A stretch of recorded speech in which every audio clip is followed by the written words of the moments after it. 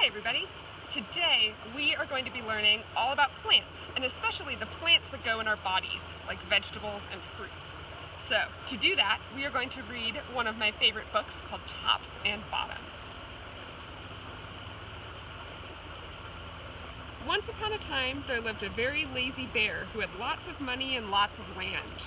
His father had been a hard worker and a smart business bear, and he had given all of his wealth to his son.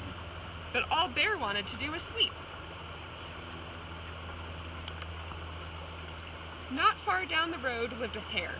Although Hare was clever, he sometimes got into trouble. He had once owned land too, but now he had nothing.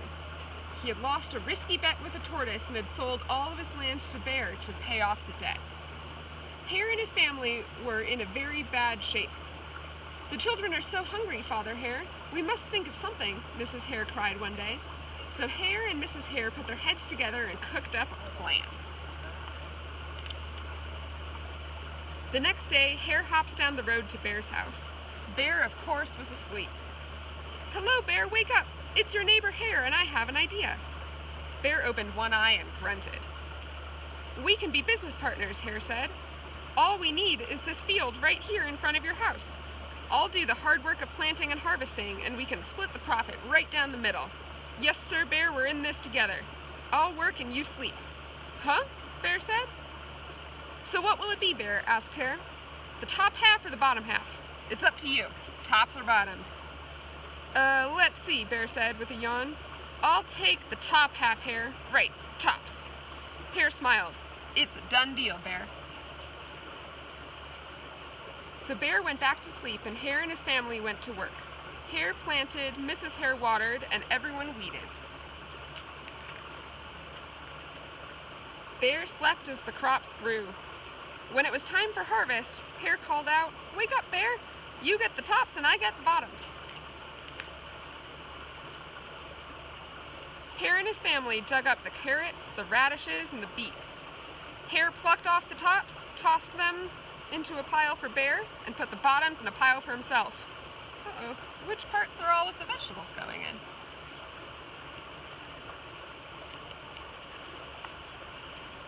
Bear stared at his pile. "But Hare, all the best parts are in your half." "You chose the tops, Bear," Hare said. "Now, Hare, you've tricked me. You plant this field again, but this time, I want the bottoms." Hare agreed. "It's a done deal, Bear." So Bear went back to sleep, and Hare and his family went to work. They planted, watered, and weeded. Bear slept as the crops grew.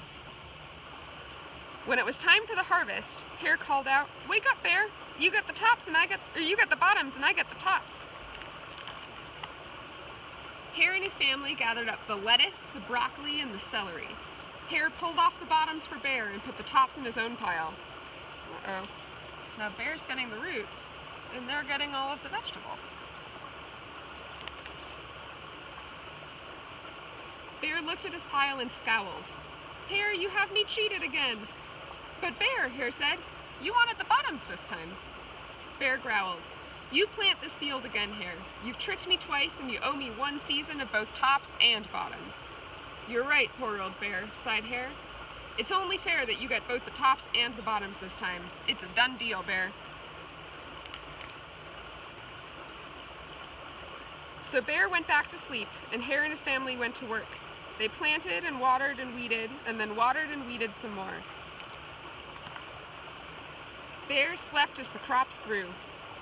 When it was time for the harvest, Hare called out, "Wake up, Bear! This time you get the tops and the bottoms." There in front of Bear's house lay a field of corn. Hare and his family yanked up every cornstalk. Hare tugged off the roots at the bottom and the tassels at the top and put them in a pile for Bear. Then he carefully collected the ears of corn in the middle and placed them in his own pile. Bear rubbed his eyes and watched. "See, Bear? You get the tops and the bottoms. I get the middles." "Yes, sir, Bear, it's a done deal." By now, Bear was wide awake. "That's it, Hare," he hollered. "From now on, I'll plant my own crops and take the tops, bottoms, and the middles." Hare and his family scooped up the corn and hopped down the road towards home. Bear never again slept through a season of planting and harvesting. Hare bought back his land from the profit from the crops, and he and Mrs. Hare opened a vegetable stand. And although Hare and Bear learned to live happily as neighbors, they never became business partners again. The end. So now that we've learned about some of the parts of plants that we eat from that book, now we're going to learn about what parts of plants there are. So this is my drawing, and you can imagine this brown line being the dirt. So everything below the line is underground, and everything above the line is up in the air. So if you look over here, we have these brown things. These are the roots. So the root system of a plant can be like as big as the plant is above ground. So the next time you look at a tree, you can be like, whoa, that must have some big roots.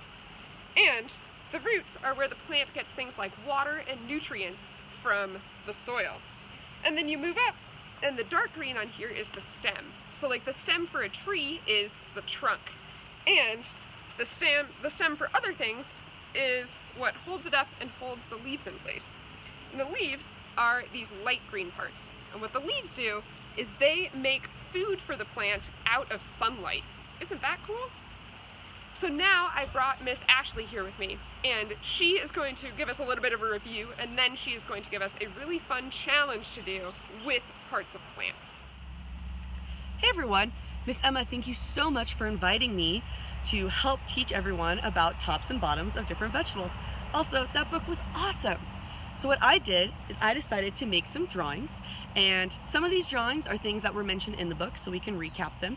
And I also did some research to find out some other vegetables that might be roots or tops, like leaves and stems.